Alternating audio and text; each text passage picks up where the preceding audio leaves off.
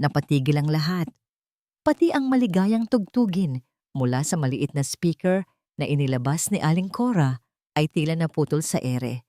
Ang tawanan ng mga kapitbahay na nakikikain ay unti-unting namatay. Maging ang hangin ng Laguna ay tila huminto sa pag-ihip. Doon, sa may tarangkahan ng kanilang bakuran, nakatayo ang kanyang kapatid na si Zenaida.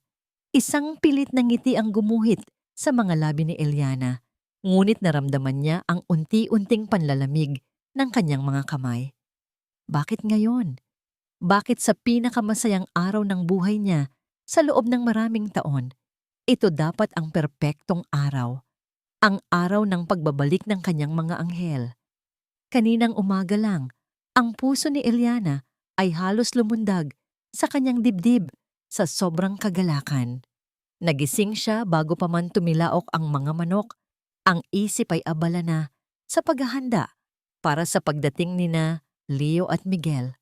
5 taon, 5 mahahabang taon mula nang huli niyang mayakap ang kanyang 2 anak. Habang hinihiwa niya ang mga sangkap para sa paboritong kaldereta ng mga ito, hindi niya maiwasang mapaluha. Naalala niya ang mga araw na kamote at kaunting kanin lang ang kanilang pinagsasaluhan.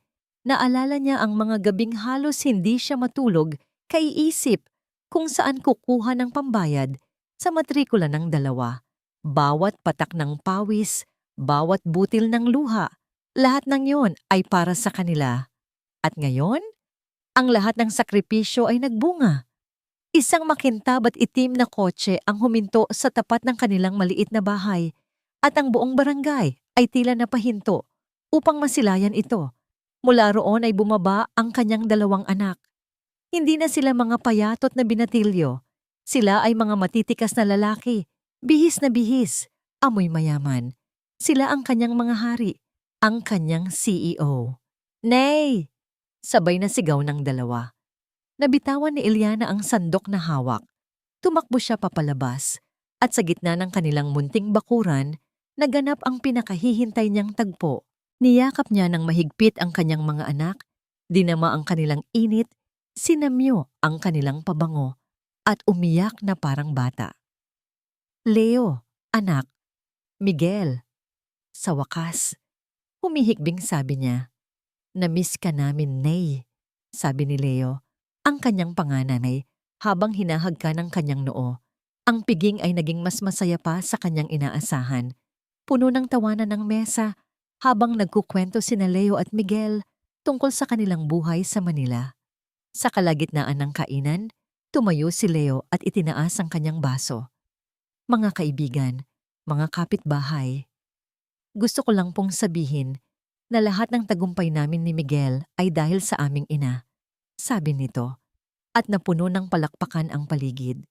At bilang pasasalamat, sa susunod na buwan, sisimulan na po ang pagpapatayo ng bago at mas malaking bahay para sa kanya dito mismo. Muling umugong ang palakpakan. Napahawak si Eliana sa kanyang bibig. Ang mga luha ng kaligayahan ay muling dumaloy.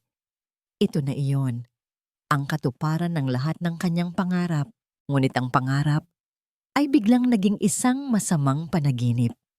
Doon, sa may tarangkahan, nakatayo si Zenaida. Nakasuot ng pulang bestida na may mapanuring mga matang nilibot ang buong bakuran.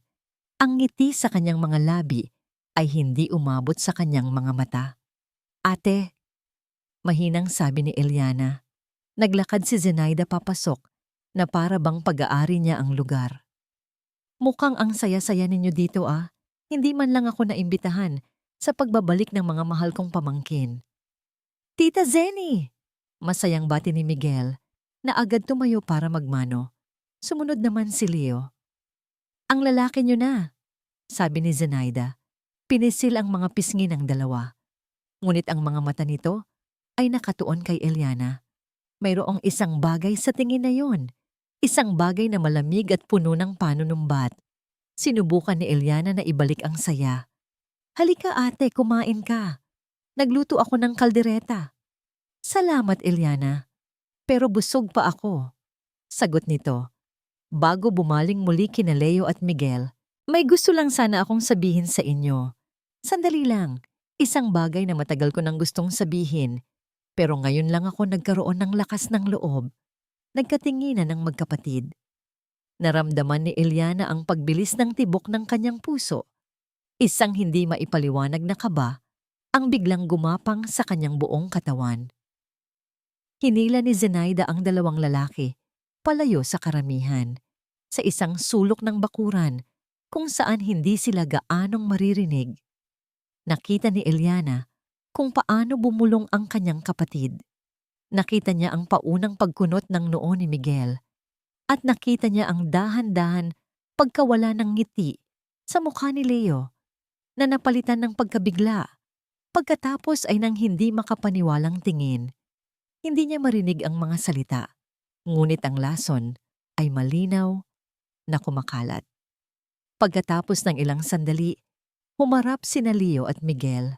Ang mga mata nila na kanina lang ay puno ng pagmamahal para sa kanya ay ngayoy puno na ng isang emosyong hindi niya mabasa.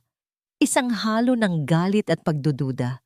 Huminga ng malalim si Zenaida at nagsalita ng may sapat na lakas para marinig ng iilang malapit na tsismosa. May mga bagay kayong hindi alam tungkol sa pagkamatay ng ama ninyo. Anito? Ang bawat salita ay parang patalim na tumusok sa puso ni Eliana. Mga lihim na itinago ng ina ninyo sa inyo sa loob ng maraming taon. Ang mga salita ni Tita Zenny ay parang kulog na yumanig sa mundo ni Leo. Mga lihim na itinago ng ina ninyo. Sa isang iglap, ang masaganang handaan sa kanilang harapan, ang mga ngiti ng mga kapitbahay, ang amoy ng paborito niyang kaldereta. Lahat ay naglaho. Tanging ang mga salitang yon na lamang ang paulit-ulit na umalingaw-ngaw sa kanyang isipan. Ang kanyang ina, ang kanyang perpektong ina. May itinatagong lihim. Hinila sila ni Zenaida papasok sa maliit at medyo masikip na silid-tulugan ni Eliana. Isinara nito ang pinto at ang biglaang katahimikan ay mas nakabibingi pa kaysa sa ingay sa labas. "Tita, ano po ba ito?" tanong ni Miguel. Ang kanyang boses ay nagpapakita ng pagkalito. Pero si Leo ay nanatiling tahimik. Nakatitig siya sa kanyang Tita Zenny, hinihintay ang kasunod. Isang parte sa kanya ang gustong tumawa at sabihing isa itong masamang biro. Ngunit ang paraan ng pagtingin ni Zenaida, ang panginginig ng mga kamay nito, mayroon itong bigat ng katotohanan. O yun ang inakala niya. Humikbi si Zenaida. Mga buo at mabibigat na patak ng luha ang nagsimulang dumaloy sa kanyang mga pisngi. "Ayokong sirain ang araw ninyo, mga anak. Ayokong sirain ang magandang tingin ninyo sa inyong ina. Pero hindi na kaya ng konsensya ko." Hinawakan nito ang kamay ni Leo. Malamig iyon. Ang tatay ninyo, hindi siya namatay sa sakit sa puso. Napakunot ang noo ni Leo. "Ano ang ibig niyong sabihin?" "Meron kayong maliit na lupa na pamana pa ng lolo ninyo." Pagpapatuloy ni Zenaida, ang boses ay basag. "Nang mamatay ang ama ninyo, sinabi ni Eliana na naibenta na yon para sa mga gamot niya. Pero hindi totoo yon. Ang totoo, isinangla niya ang lupa at hindi na tinubos. Itinago niya sa lahat ang tunay na dahilan ng pagkamatay ng ama ninyo para suluhin ang perang natira." Hindi ko maintindihan," sabi ni Miguel. "Bakit naman gagawin yun ni nanay?" Dito na napatingin ng diretso si Zenaida kay Leo. Ang mga mata ay puno ng awa. Isang nakalalasong awa. Dahil gusto niyang siya ang laging maging bida, ang martir na ina na nagpakahirap para sa inyo. Kung nalaman ninyong may kaunti kayong naiwang mana, baka hindi kayo nagsikap ng ganito. Ginamit niya ang kasinungalingan para kontrolin ang buhay ninyo. Isang bagay ang pumitik sa loob ni Leo. Kontrol, kasinungalingan. Ang imahe ng kanyang ina, ang babaeng itinuring niyang santo, ay biglang nagkaroon ng lamat. Ang lahat ng paghihirap, ang lahat ng sakripisyo. Naging isang malaking kasinungalingan ba ang mga yon? Ang pagiging CEO niya, ang tagumpay ng Link Pro, pinagmukha siyang tanga ng sarili niyang ina. "Bakit ngayon niyo lang sinasabi to, tita?" Tanong ni Miguel. Ang boses ay may bahid pa rin ng pagdududa. Dahil natatakot ako sa kanya, sagot ni Zenaida. Pero ngayong nakita ko kayo, na matagumpay na kayo, nararapat lang na malaman ninyo ang totoo. Sapat na yon para kay Leo. Ang galit ay biglang umapaw. Mas mainit at mas malakas kaysa sa anumang naramdaman niya dati. Lumabas siya ng kwarto, ang mga kamao ay nakakuyom. Hindi na siya nag-isip. Ang kirot ng posibleng katrayduran ay nilamon ang lahat ng kanyang rason. Nakita niya ang kanyang ina na nakikipagtawanan kay Aling Cora. Ang tawang yon ay parang isang insulto. Nay! Ang boses ni Leo ay dumagundong sa buong bakuran. Natigil ang lahat. Lumapit siya sa ina. Ang mga matay nag-aapoy. Sagutin niyo ako, Nay. At gusto kong marinig ang totoo. May kinalaman ba kayo sa lupaing dapat ay sa amin ni Miguel? Napatanga si Eliana. Ang kanyang nangiti ay naglaho, napalitan ng gulat at pagkalito. Anak, anong sinasabi mo? Huwag na kayong magkunwari, sigaw ni Leo. Ang ugat sa kanyang leeg ay lumitaw. Pinagmukha niyo kaming tanga sa loob ng maraming taon habang kami nagpapakamatay sa trabaho sa Manila. Iniisip na wala tayong ibang aasahan. Tinago niyo pala ang dapat ay sa amin. Kuya, kumalma ka. Pakiusap ni Miguel na sumunod sa kanya. Pakinggan muna natin si nanay. Pakinggan? Bakit Miguel? Para marinig ang isa pa niyang kasinungalingan. Lumingon si Leo sa kapatid. Pagkatapos ay muling humarap sa ina. Ang mukha ni Eliana ay namumutla. Ang mga labi ay nanginginig. Wala siyang masabi. Para kay Leo, ang kanyang katahimikan ay isang pag-amin. Hindi ko alam ang sinasabi ninyo. Pabulong na sabi ni Eliana. Ang mga mata ay nagsisimula ng mamasa. Ang mga luha na yon na dati kinahihinaan niya, ngayon ay parang gasolina na lalong nagpaalab sa kanyang galit. Sa harap ng kanilang mga kapitbahay, sa gitna ng piging na para dapat sa kanya, nagbitiw siya ng mga salitang babasag sa kanilang pamilya magpakailanman.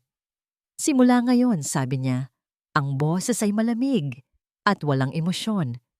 Huwag niyo na kaming tatawaging mga anak dahil hindi namin ina ang isang sinungaling. Isang kolektibong paghinga ng pagkabigla ang narinig mula sa mga tao.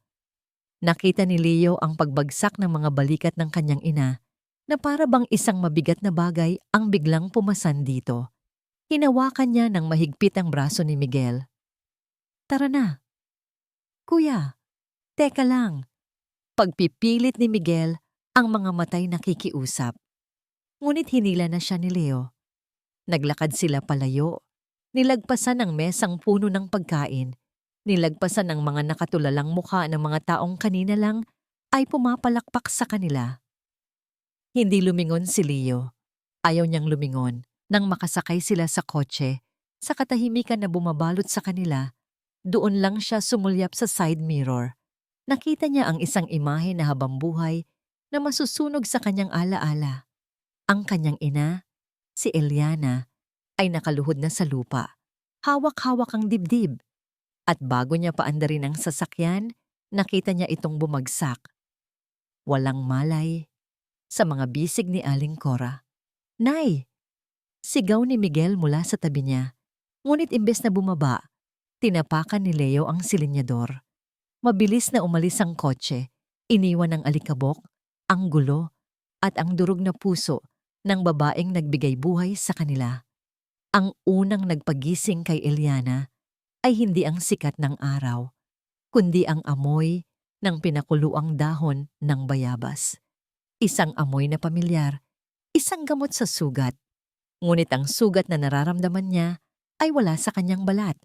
Ito ay nasa loob, malalim, at dumudugo. Dahan-dahan niyang iminulat ang kanyang mga mata.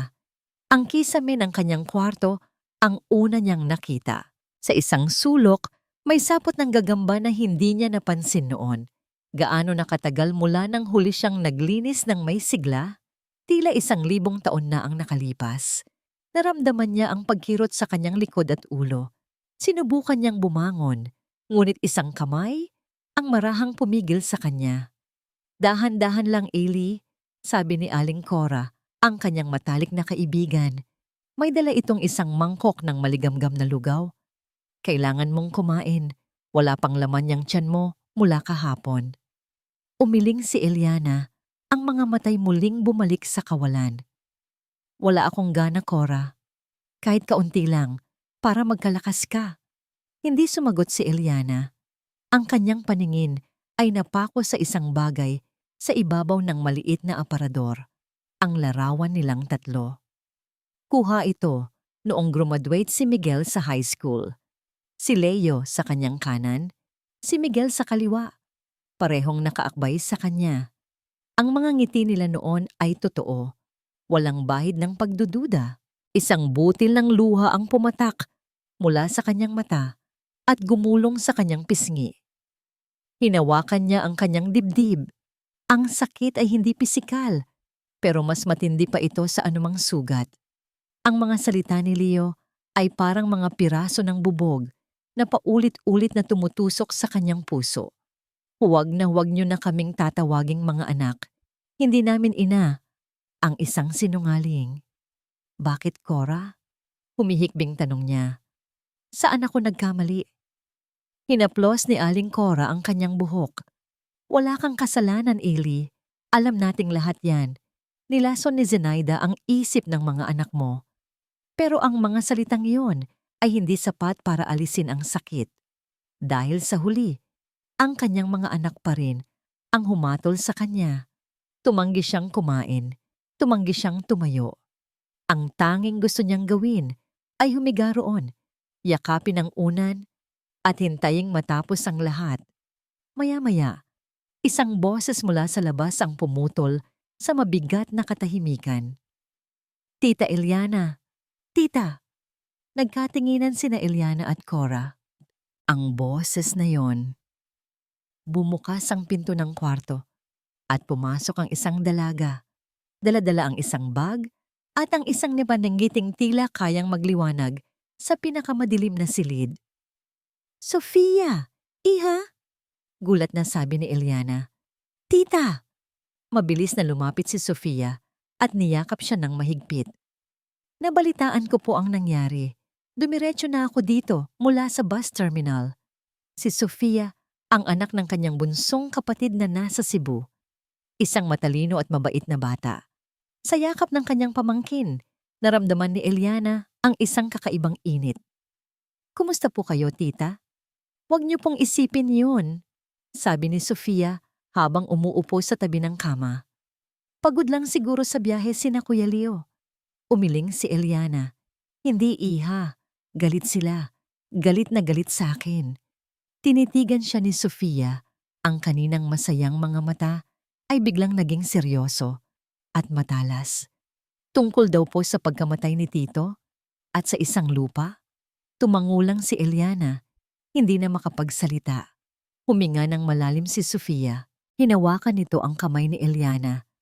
At ang hawak nito ay mas mahigpit kaysa sa inaasahan niya.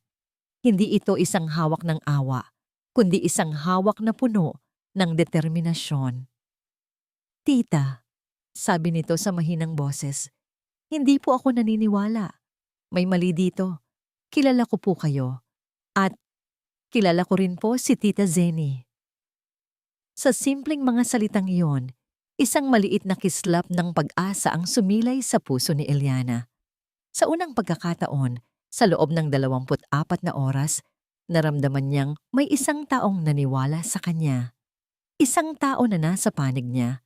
Ngunit ang pag-asang iyon ay agad ding nabalot ng takot. Kahit may kakampi siya, paano niya lalabanan ang sarili niyang mga anak? Paano niya maibabalik ang tiwala na sinira ng isang kasinungalingan? Habang iniisip niya ito, sa malayo, sa isang malamig na conference room sa Manila, isa pang pako ang ibinabaon sa kabaong ng kanilang pamilya. Ipinapanukala ni Zenaida sa harap ng board ng Linkpro ang isang full internal audit para sa ikabubuti ng kumpanya.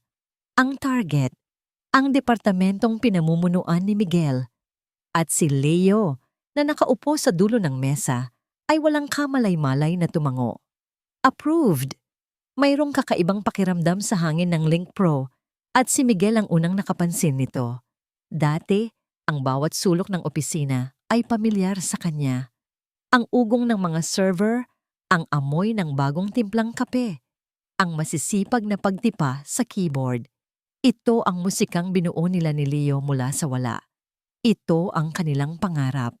Ngayon, ang pangarap na yon ay may kasamang lason, at ang lason ay may mga pangalan, Zenaida at Ricky. Mula nang pumasok sila sa kumpanya, tila nagbago ang lahat. Si Tita Zenny niya, na laging may matamis na ngiti, ay madalas na ngayong bumubulong sa mga department head. Si Ricky naman, ang kanyang pinsan, ay naglalakad sa mga pasilyo na para bang siya ang may-ari ng lugar. Mayabang at laging may panukalang makabago na sa pandinig ni Miguel ay tunog gastos. Isang hapon, hindi na niya natiis. May hawak siyang folder na naglalaman ng kanyang pagsusuri sa isang bagong kontrata para sa mga supplier ng software, isang kontratang buong pusong itinulak ni Ricky. Kumatok siya at pumasok sa opisina ni Leo. Ang laki na ng pinagbago nito. Dati salamin lang ang pagitan nila. Ngayon ay isang makapal na pader na gawa sa kahoy at salamin. "Kuya," simula ni Miguel, inilapag ang folder sa makintab na mesa nito. "Pwede ko bang makausap ka sandali?" "Sure, what is it?" sabi ni Leo, hindi man lang inaalis ang tingin sa kanyang laptop. "Tungkol ito sa proposal ni Ricky para sa ATEX Solutions," sabi ni Miguel. "Nag-research ako. Sobrang taas ng presyo nila kumpara sa market value.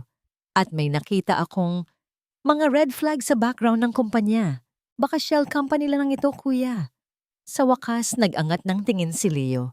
Ngunit ang mga mata nito ay hindi nagpapakita ng interes, kundi ng iritasyon. "Miguel, napirmahan na yan. Ricky assured me it's the best deal we can get. Mas advanced ang technology nila. Pero sa presyong doble? Kuya, hindi tama to. Pera ng kumpanya natin ang pinag-uusapan dito." Biglang tumayo si Leo. Ang pagod at stress sa kanyang muka ay nabahira ng galit. "Ano ba talaga ang problema mo, Miguel? Simula nang dumating si Tita, palagi ka na lang may reklamo.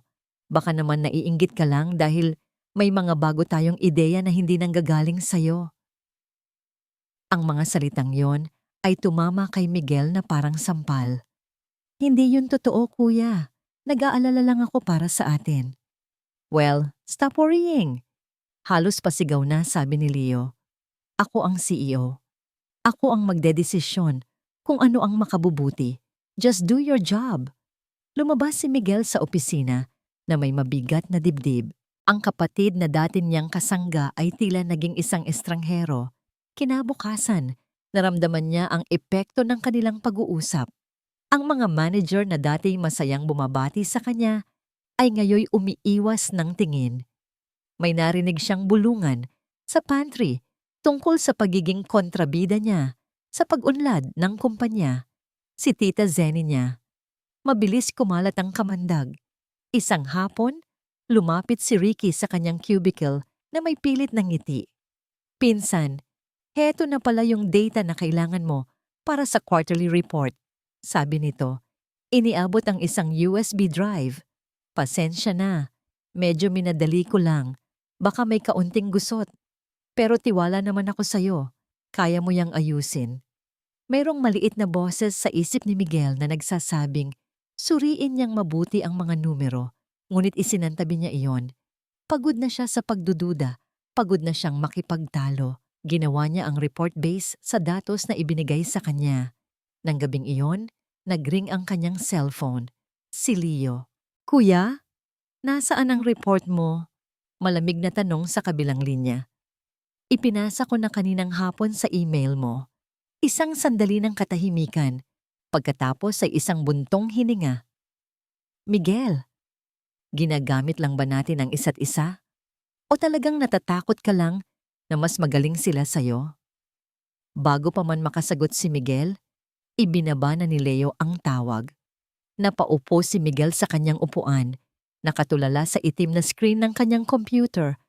Ang pagod at pagkadismaya ay bumalot sa kanyang buong pagkatao. Anong nangyayari sa kanila? Sa pamilya nila? Biglang may tumunog sa kanyang computer. Isang ping ng bagong email. Ang puso niya ay biglang kumabog nang mabasa niya ang subject line. Galing ito kay Leo. Subject: Urgent meeting. Serious financial discrepancies. Nanginginig ang mga kamay ni Miguel habang binubuksan ang email. Ang laman nito ay isang maikling pangungusap na tila isang hatol. Be in my office tomorrow at 8 a.m. sharp. We need to discuss the severe losses found in your department's latest financial report. Isang malamig na pakiramdam ang gumapang sa kanyang likod. Ang report na ginawa niya, ang data na galing kay Ricky, ngayon, naiintindihan na niya.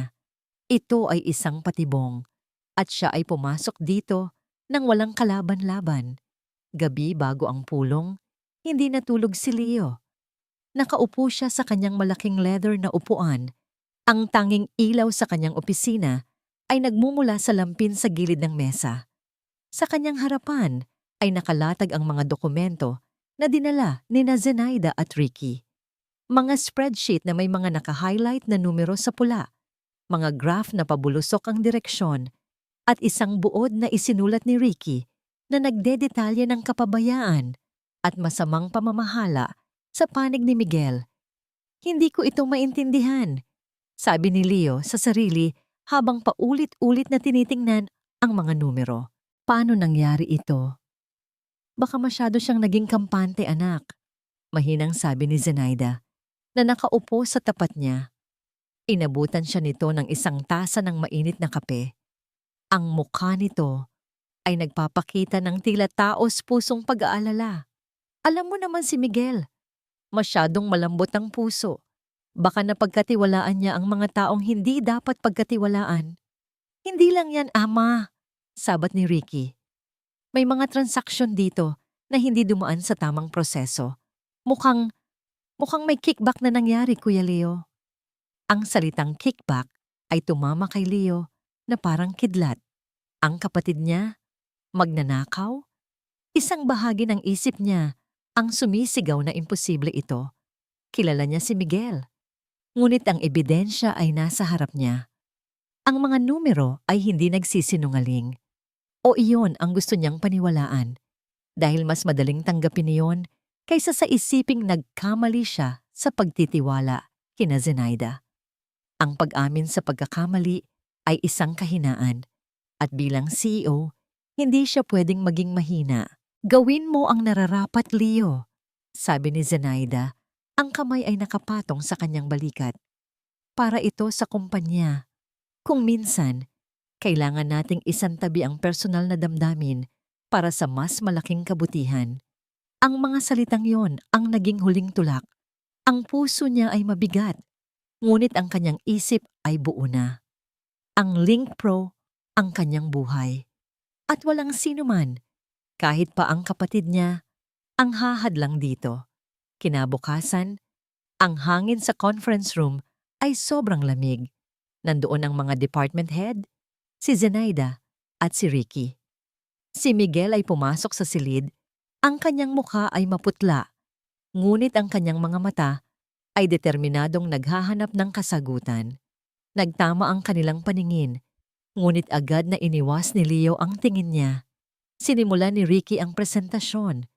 Sa malaking screen, ipinakita niya ang mga nakababahalang numero, ang mga butas sa budget, ang mga kahina-hinalang kontrata.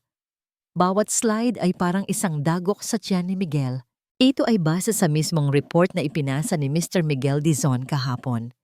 Pagtatapos ni Ricky, na may pahiwatig ng pagkaawa sa kanyang boses. Miguel, sabi ni Leo, ang kanyang boses ay walang emosyon na para bang hindi niya kapatid ang kausap. Mayroon ka bang gustong sabihin tungkol dito? Tumayo si Miguel. May mali sa data na yan, mariing sabi niya. Ang mga numerong yan ay hindi tumutugma sa records ko. Ang USB na ibinigay sa akin ni Ricky. Ako pa ngayon ang sinisisi mo, putol ni Ricky na tila nasaktan. Huwag kang magbintang, Miguel, sabi naman ni Zenaida. Nandito kami para tumulong. Tumingin si Miguel sa bawat mukha sa silid. Mga mukhang dati palagi niyang nakangitian, ngayon nakatitig sa kanya ng may pagdududa. Ibinalik niya ang kanyang tingin kay Leo. Ang kanyang huling pag-asa. Kuya, maniwala ka sa akin. Patibong ito. Napapikit si Leo. Ang pakiusap sa boses ng kapatid ay halos bumasag sa pader na itinayo niya sa paligid ng kanyang puso. Ngunit nang imulat niya ang kanyang mga mata, ang nakita niya ay hindi ang kanyang kapatid, kundi isang empleyado na naglagay sa kumpanya sa alanganin. Tumayo siya. Ang kanyang taas at ang kanyang mamahaling suit ay nagbigay sa kanya ng awtoridad na hindi matitinag. The numbers speak for themselves, Miguel, malamig na sabi niya. Ang Link Pro ay hindi pwedeng magkaroon ng ganitong klaseng kapabayaan. Kailangan kong protektahan ang kumpanya, ang mga empleyado natin, ang mga investor. Huminga siya ng malalim. Starting today, you are no longer part of Link Pro. You're fired. Isang nakabibinging katahimikan ang bumalot sa silid. Hindi makapaniwala si Miguel. Napailing siya. Isang mapait na ngiti ang sumilay sa kanyang labi. Hinubad niya ang kanyang company ID at marahang inilapag sa mesa. Akala ko, sabay nating binuo to. Mahinang sabi niya. Sapat lang para marinig ni Leo. Hindi pala. Sarili mo lang pala ang iniisip mo. Tumalikod si Miguel at nagsimulang maglakad. Walang emosyon, walang luha. Tanging isang malalim na pakiramdam ng kawalan. Nang dumaan siya sa tabi ni Leo, hindi sila nagkatinginan. Pagkalabas ni Miguel ng pinto, doon lang napansin ni Leo na nanginginig pala ang kanyang mga kamay. Umupo siya. Pakiramdam niya ay biglang naubos ang lahat ng lakas niya. Lumapit si Zenaida at marahang hinaplos ang kanyang likod. Ginawa mo ang tama, anak, bulong nito. Para ito sa ikabubuti ng kumpanya. Tumango si Leo, ngunit habang nakatingin siya sa nakasaradong pinto kung saan dumaan ang kanyang kapatid, isang maliit na tinig sa kanyang isipan ang bumulong, nagkamali ka. Nagkamali ka ng malaki. Ngunit huli na ang lahat. Hindi alam ni Miguel kung gaano siya katagal na nagmamaneho. Ang mga ilaw ng syudad ay naging mga pahid na kulay sa basang salamin ng kanyang kotse. Ang malakas na buhos ng ulan ay tila nakikidalamhati sa kanya. Sinusubukang hugasan ang sakit na hindi maalis-alis. Ang kanyang mga kamay ay mahigpit na nakahawak sa manibela. Ngunit ang kanyang isip ay lumilipad. Walang direksyon. You're fired. Ang boses ni Leo ay umuulit-ulit sa kanyang utak. Malamig, walang emosyon. Parang hindi sila magkapatid. Parang hindi sila sabay na nangarap. Pinatay niya ang radyo.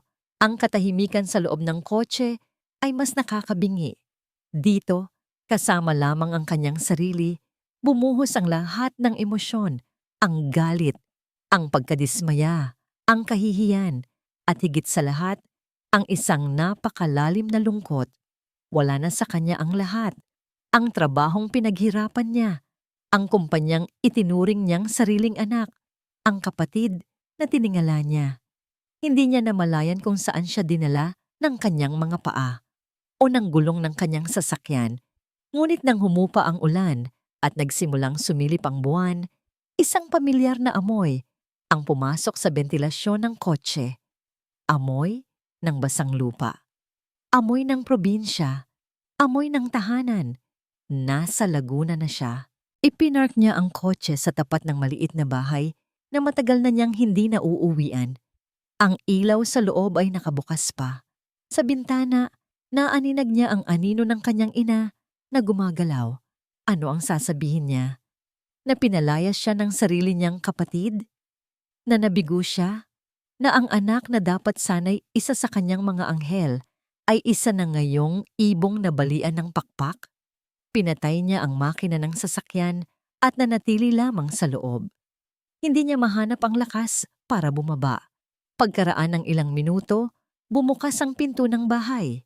Lumabas si Eliana, may dalang pandilig. Sisimulan na siguro nito ang kanyang ritual na pagdilig sa mga halaman bago matulog. Bigla itong napatigil nang mapansin ang nakaparadang kotse. Dahan-dahan itong lumingon. Nagtama ang kanilang mga mata sa dilim. Nakita ni Miguel ang pagkabigla sa mukha ng kanyang ina. Nakita niya itong nabitawan ng pandilig. Ang tunog ng pagbagsak nito sa lupa, ang bumasag sa katahimikan ng gabi. Iyon ang nagbigay sa kanya ng lakas. Ang lakas para buksan ang pinto ng kotse. Tumayo siya, ngunit ang kanyang mga binti ay tila walang buto. Bawat hakbang papalapit sa ina ay parang 1 kilometro ang layo. "Anak," narinig niyang sabi ni Eliana, ang boses ay nanginginig. "Miguel, anong nangyari?" Hindi na niya kinaya. Pagdating niya sa harap ng ina, bumigay ang kanyang mga tuhod. Napaluhod siya sa mamasa-masang lupa. At doon, sa harap ng babaeng minsan niyang tinalikuran, gumuho ang kanyang mundo. Niyakap niya ang mga binti ng kanyang ina at humagulgol na parang isang paslit na nawawala. Ang lahat ng sakit, lahat ng sama ng loob, lahat ng pagpipigil ay bumuhos sa anyo ng mga luhang hindi mapigilan. "Patawad, Nay." Paulit-ulit niyang sinasabi sa gitna ng kanyang mga hikbi. "Patawad po. Patawad." Hindi nagsalita si Eliana. Naramdaman na lamang ni Miguel ang mga braso nito na marahang yumayakap sa kanyang ulo. Hinahaplos ang kanyang buhok. Walang tanong, walang panunumbat, tanging isang mainit at walang katapusang pag-unawa. At sa yakap na yon, sa unang pagkakataon, sa loob ng napakatagal na panahon, naramdaman ni Miguel na ligtas siya. Lumipas ang ilang araw. Ang buhay sa Laguna ay simple at mabagal. Walang mga meeting, walang mga deadline. Tanging ang tunog lang ng mga ibon sa umaga at ang pagaspas ng mga dahon sa hapon. Dito, unti-unting naghilom ang mga sugat ni Miguel. Sa bawat subo ng mainit na sinigang na niluluto ng kanyang ina, sa bawat oras na nakaupo lang siya sa beranda at pinagmamasdan ang paglubog ng araw, dahan-dahang bumabalik ang kapayapaan sa kanyang puso. Isang hapon, habang naglalakad siya sa tabi ng lawa, isang pamilyar na boses ang tumawag sa kanya. "Mukhang malalim ang iniisip mo." Si Sofia.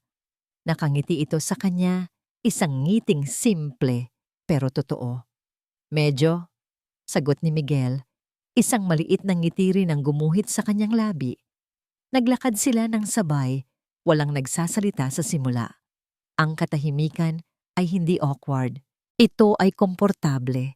"Hindi mo kasalanan ang nangyari," biglang sabi ni Sophie. Napatingin si Miguel sa kanya. "Paano mo nasabi?" "Dahil alam kong mabuti kang tao," sagot nito. "At kung minsan, ang mabubuting tao ay naloloko ng mga taong pinagkakatiwalaan nila." Sa unang pagkakataon, may isang taong nagsabi ng mga salitang yon sa kanya. Hindi awa, kundi paniniwala. Tiningnan niya si Sofia, ang paraan ng pagtama ng hapon sa kanyang buhok, ang determinasyon sa kanyang mga mata. Sa piling nito, naramdaman niyang hindi siya nag-iisa. Napatigil sila sa paglalakad. Ang araw ay malapit ng lumubog, nag-iiwan ng kulay kahel at rosas na mga guhit sa kalangitan. "Salamat, Sofia," sabi ni Miguel, at naramdaman niyang galing iyon sa kaibuturan ng kanyang puso. Ngumiti si Sofia. Pagkatapos, sa isang iglap, ginawa nito ang isang bagay na hindi niya inaasahan. Hinawakan nito ang kanyang kamay. Ang init ng palad nito ay tila isang kuryenteng gumising sa kanyang natutulog na diwa. Tumingin ito nang diretso sa kanyang mga mata. Ang ngiti ay napalitan ng isang seryosong determinasyon. "Miguel, tutulungan kitang bumangon," sabi nito. Ang boses ay mahinahon, ngunit puno ng lakas. At sabay nating alamin ang katotohanan. Mapayapa ang umaga sa bahay ni Eliana. Ang amoy ng sinangag at pritong daing ay pumuno sa kusina. Isang amoy na matagal nang hindi nalalasap sa bahay na yon na may kasamang saya. Mula sa bintana ng kusina, nakikita ni Eliana sina Miguel at Sofia sa bakuran. Nagtatawanan sila habang sinusubukang ayusin ang lumang balag ng ampalaya. Napangiti si Eliana habang hinahalo ang kape. Sa wakas, nakita niyang muling ngumiti ang kanyang bunsong anak. Nawala na ang dilim sa mga mata nito na dala niya noong gabing umuwi siya. At alam ni Eliana kung sino ang dapat pasalamatan. Si Sofia. Ang pamangkin niyang ito ay tila isang anghel na hulog ng langit. Malambing, masipag, at laging nakangiti. Parang walang iniintinding problema sa mundo. Pinunasan ni Eliana ang kanyang mga kamay sa apron at kumuha ng bagong labang kumot. Naisipan niyang palitan ang sapin sa kwarto ni Sofia habang nasa labas ang mga bata. Gusto niyang suklian ang kabutihan nito kahit sa maliliit na bagay. Dahan-dahan siyang naglakad patungo sa guest room. Ang pinto ay bahagyang nakabukas.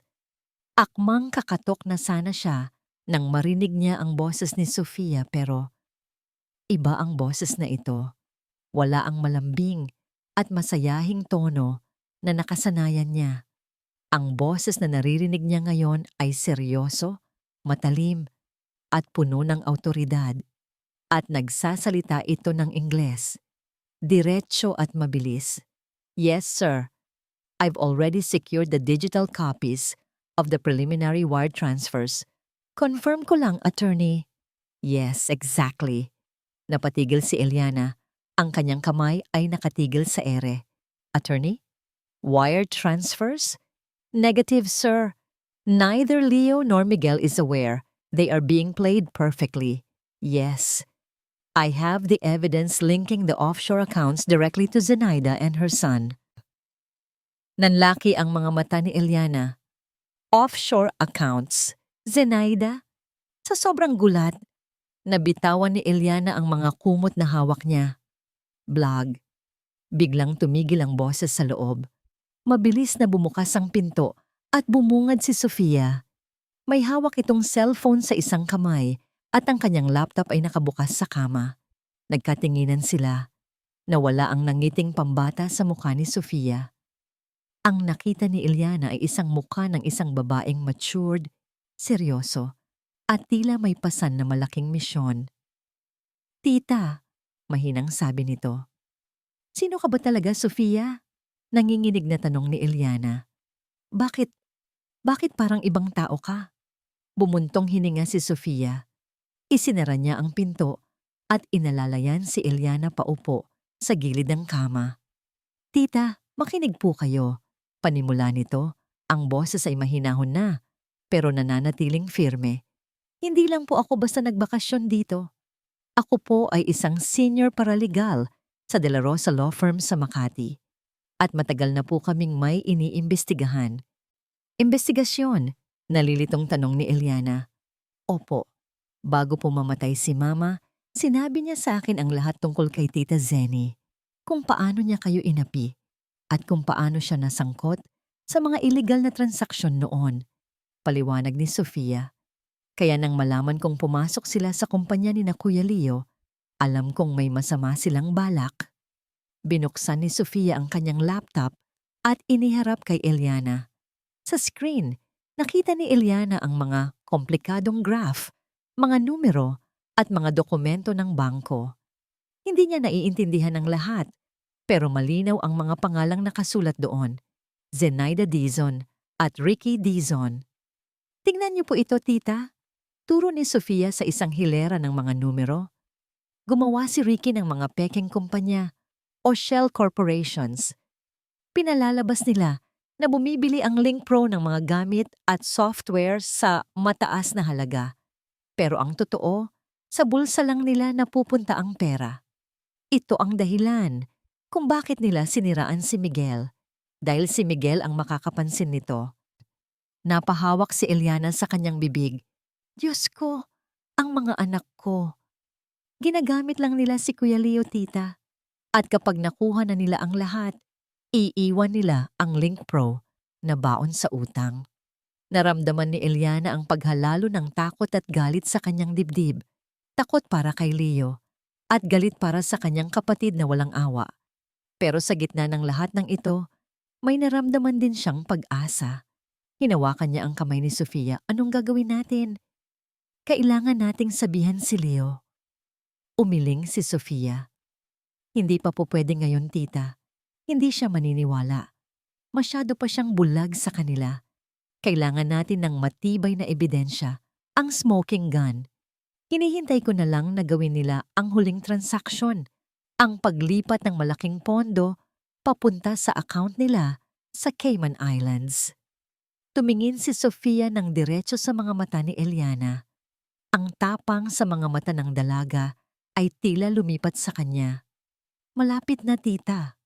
Mariing sabi ni Sofia. Malapit na silang magkamali ng malaki. At sa oras na yon, sisiguraduhin kong hindi na sila makakatakas. Ibabalik natin ang dangal ng pamilya nyo. Napaluha si Eliana.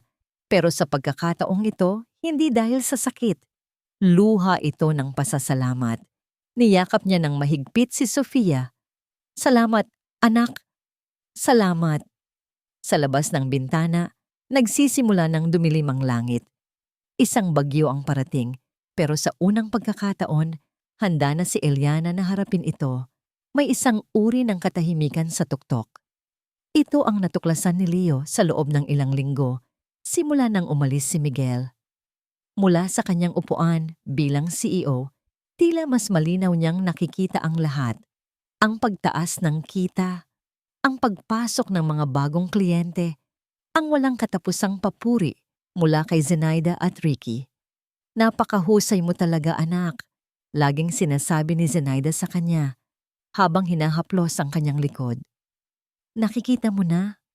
Minsan, kailangan lang nating alisin ang mga sagabal para umangat. Ngingiti si Leo, pero ang nangiting iyon ay hindi umaabot sa kanyang mga mata. Sa kabila ng mga numero sa spreadsheet, mayroong isang bagay na kulang. May isang pakiramdam ng kabiguan na hindi niya maipaliwanag. Gabi-gabi, bago matulog, hindi niya maiwasang tingnan ang kanyang cellphone. Hinihintay niya. Isang tawag, isang text mula kay Miguel. Pero wala. Ang huling mensahe sa kanilang usapan ay ang utos niyang pumunta si Miguel sa opisina para sa pulong nasisira sa kanilang dalawa. Mas mabuti na to, sabi niya sa sarili, para sa kumpanya. Ngunit isang Lunes ng umaga, nagsimulang gumuho ang kanyang perpektong mundo. Isang tawag mula sa bangko ang una. Sir Leo, gusto lang po naming i-verify itong malaking fund transfer na inauthorize ng inyong Chief Financial Officer. Si Mr. Ricky Dizon papunta sa isang international account. Medyo malaki po kasi. Napakunot ang noo ni Leo. Hindi ako na-inform dyan, hold that transaction. Pagkatapos noon, sunod-sunod na ang mga tawag. Leo, anong nangyayari? Boses yon ni Mr. Tan, isa sa kanilang pinakamalaking inventory. Nakakuha ako ng email, isang anonymous tip. Sinasabing papalubog na ang Link Pro. May mga dokumento pa ng bank statement ninyo. Aalisin ko na ang investment ko. Click. Hindi pa siya nakakabawi nang may tumawag ulit. Isa na namang investor. At isa pa. At isa pa. Lahat sila, pare-pareho ang sinasabi. Nakatanggap ng email na naglalaman ng mga sensitibong impormasyon tungkol sa kalagayan ng pananalapi ng Link Pro. Nagpapanik na si Leo. Tinawagan niya ang cellphone ni Ricky. Cannot be reached. Sinubukan niya si Zenaida. The number you have dialed is currently not in service. Isang malamig na takot ang biglang gumapang sa kanyang buong katawan. Isang takot na matagal na niyang ibinaon sa limot. Mabilis siyang tumakbo palabas ng opisina, halos matumba sa pagmamadali. Driver, sa bangko, bilis! Sa bangko ang manager na dati magalang na bumabati sa kanya ay tila hindi makatingin sa kanya ng diretso. Mr. Dizon, pasensya na po. Nanginginig na, sabi ng manager. Na-clear na po ang transfer kaninang umaga. Pina-override po ni Mr. Ricky Dizon gamit ang isang special power of attorney na pirmado ninyo. Ano? Wala akong pinirmahang ganyan. Ipinakita ng manager ang dokumento. Naroon nga ang pirma niya. Isang perpektong pagkakalagay. Ngunit hindi niya maalalang pinirmahan niyon. Naalala niya ang isang tumpok ng mga papeles na ipinapirma sa kanya ni Zenaida noong 1 linggo, mga routine documents. Sabi nito, isa pala doon ang kanyang hatol. Ang laman po ng account ng kumpanya ngayon ay nag-atubili ang manager. Less than 50,000 pesos, sir. Pakiramdam ni Leo ay nawalan ng hangin ang buong mundo. Hindi na niya alam kung paano siya nakabalik sa opisina. Ang kanyang mga paa ay tila may sariling isip. Pagbukas ng elevator sa kanilang palapag, ang sumalubong sa kanya ay isang tanawing hindi niya malilimutan. Ang opisina ay nasa gitna ng kaguluhan. Ang mga empleyado ay nag-uusap, ang iba'y umiiyak. Ang mga telepono ay sabay-sabay na nagriring. Naglakad siya na parang isang zombie patungo sa kanyang opisina. At sa dulo ng pasilyo, nakita niya ang mga opisina ni Ricky at Zenaida. Bukas ang mga pinto at wala ng laman. Pati ang mga computer, ang mga personal na gamit, ang mga tropeo sa mesa, lahat ay wala na. Naglahong parang bula. Pumasok si Leo sa sarili niyang opisina. Ang lugar na dati simbolo ng kanyang kapangyarihan ay ngayon parang isang malaking kulungan. Ang kanyang kastilyo ay gawa lang pala sa buhangin at isang alon lang ang tumangay dito. Sa gitna ng kanyang makintab na mesa, may isang maliit na piraso ng papel, isang dilaw na sticky note. Kinuha niya ito. Nanginginig ang kanyang mga kamay. Nakasulat dito, sa pamilyar na sulat kamay ni Ricky, ang dalawang salita. Salamat, CEO. Binitawan niya ang papel. Napasandal siya sa kanyang mesa. Pagkatapos ay dahan-dahang napaupo sa sahig. Ang lakas na nagpapatayo sa kanya bilang isang CEO, bilang isang kuya, bilang isang tao, ay biglang nawala. Napatingin siya sa kanyang refleksyon sa salamin ng bintana. Isang lalaking nawalan ng lahat. Isang lalaking niloko. Isang lalaking naging bulag. Doon, sa gitna ng guho ng kanyang mga pangarap, sa unang pagkakataon, mula noong siya'y bata pa, humagulgol si Leo. Hindi isang iyak ng galit, kundi isang iyak ng isang taong tuluyan ng sumuko. Wala na siyang pera, wala na siyang kumpanya, wala na siyang kapatid. At sa sandaling iyon, napagtanto niya, mayroon na lang siyang iisang lugar na maaaring uwian. Ang paglalakbay pabalik ng Laguna, ang pinakamahabang biyahe sa buhay ni Leo. Hindi na ang makintab at itim na kotse ng kumpanya ang dala niya, kundi isang bus na masikip at maingay. Bawat lubak sa daan ay tila isang paalala ng kanyang pagbagsak.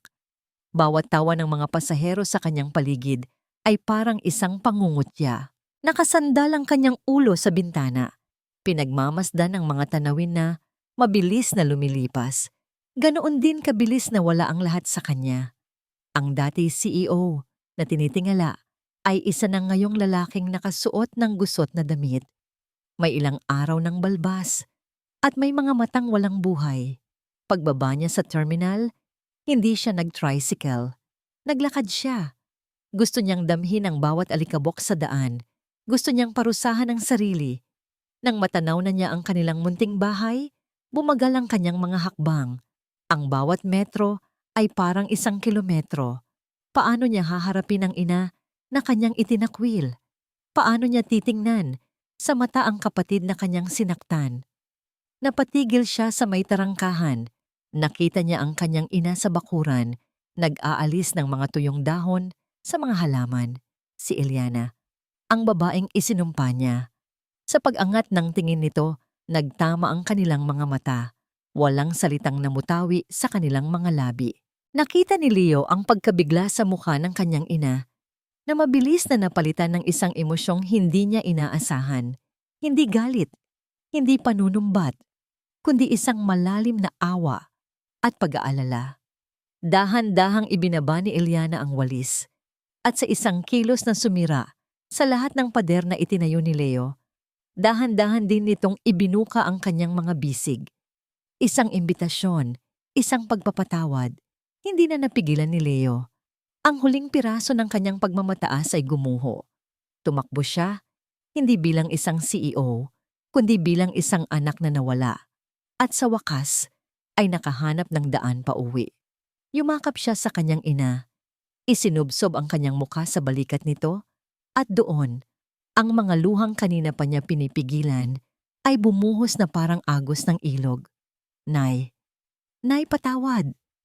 Iyon lang ang paulit-ulit niyang masabi sa gitna ng kanyang mga hikbi. Naramdaman niya ang paghaplos ng mga kamay ng ina sa kanyang likod. Anak, nandito na ako. Bumukas ang pinto ng bahay at lumabas si Miguel. Kasunod niya sina Sofia at Aling Cora. Natigilan si Miguel nang makita ang eksena sa kanyang harapan. Ang kanyang makapangyarihang kuya, nakaluhod na ngayon at umiiyak sa paanan ng kanilang ina. Lumapit si Miguel. Ang kanyang mga mata ay nagpapakita ng magkahalong emosyon, galit, awa, at ang hindi maikakailang pagmamahal ng isang kapatid. Tumingin si Leo sa kanya. Miguel, patawarin mo ako. Hindi sumagot si Miguel. Sa halip, yumuko ito at niyakap ang kanyang kuya.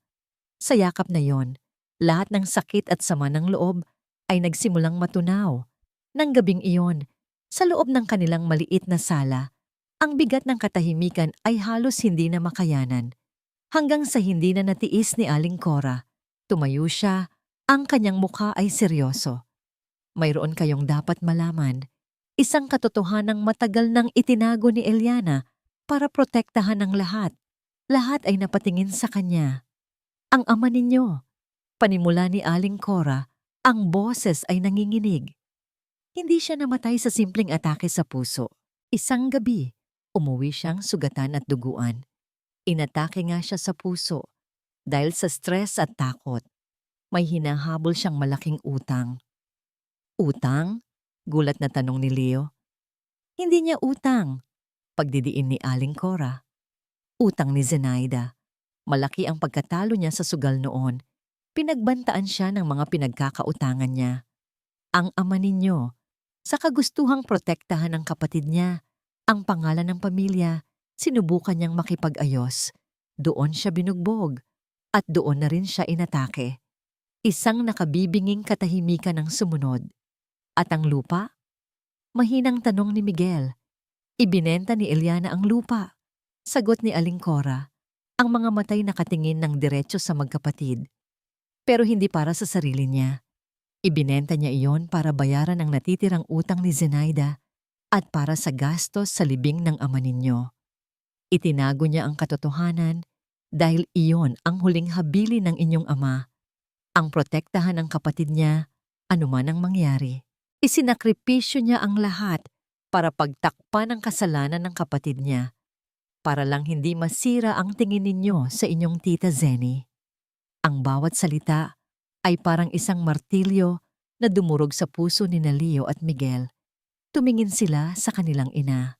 Si Eliana ay tahimik lang na umiiyak, hindi makatingin sa kanila. Ang babaeng hinusgahan nila, sinaktan at tinalikuran ay ang siya palang buong buhay na nagpoprotekta sa kanila mula sa isang masakit na katotohanan. Si Leo ang unang gumalaw. Muli siyang lumuhod sa harap ng ina. Ngunit sa pagkakataong ito, hindi lang paghingi ng tawad ang nasa kanyang mga mata, kundi isang pagsisising habang buhay niyang dadalhin. Nay, patawarin niyo po ako sa lahat-lahat. Biglang nagring ang cellphone ni Sofia. Mabilis niya itong sinagot, nakinig sandali, at pagkatapos ay tumingin sa kanilang lahat. Ang kanyang boses ay kalmado, ngunit may bigat ng isang pinal na hatol. Nahanap na sila, sabi niya. Nasa airport sila ngayon. Papunta na roon ang mga pulis. Ang balita tungkol sa pagkakaaresto ni Zenaida at Ricky sa airport ay kumalat sa buong barangay nang mas mabilis pa sa apoy. Naging laman ito ng mga usapan sa tindahan, sa palengke, at sa bawat kanto. Ngunit sa loob ng maliit na bahay ng mga Dizon, ang balitang yon ay tinanggap ng may katahimikan. Pinatay ni Eliana ang telebisyon matapos ipakita ang mukha ng kanyang kapatid na tinatakpan ng panyo habang isinasakay sa police car. Walang bakas ng saya o paghihiganti sa kanyang mukha. Tanging isang malalim na kalungkutan. Ipagdasal na lang natin sila, mahinang sabi niya. At iyon na, ang huling beses na pinag-usapan ang pangalan ni Zenaida sa kanilang pamamahay. Ang kanilang focus ay wala na sa nakaraan, kundi sa kung paano bubuuin muli ang mga nasira. Kinabukasan, maaga silang gumising. Walang nagsalita, ngunit alam ng lahat kung saan sila pupunta. Sa sementeryo, ang katahimikan ay binabasag lamang ng banayad na ihip ng hangin. Tumayo silang tatlo, si Eliana, Leo at Miguel, sa harap ng isang simpleng puntod na may pangalang matagal nang nakaukit, Ricardo Dizon. Si Leo ang unang bumasag sa katahimikan. Pasensya na po, sabi niya. Ang boses ay basag. Naging bulag po ako. Hinayaan kong lamunin ang ambisyon ng puso ko. Ipinagkanulo ko ang lahat ng itinuro niyo. Ipinagkanulo ko si Nanay at si Miguel. Patawad po. Sumunod si Miguel, inilapag ang mga bulaklak na dala niya. Ako rin po, atay. Naging mahina po ako. Hindi ko po naipaglaban ng tama. Hinayaan kong masira kami dahil sa takot. Patawad din po. Napaluha si Eliana habang pinagmamasdan ang kanyang dalawang anak. Hinawakan niya ang kanilang mga kamay.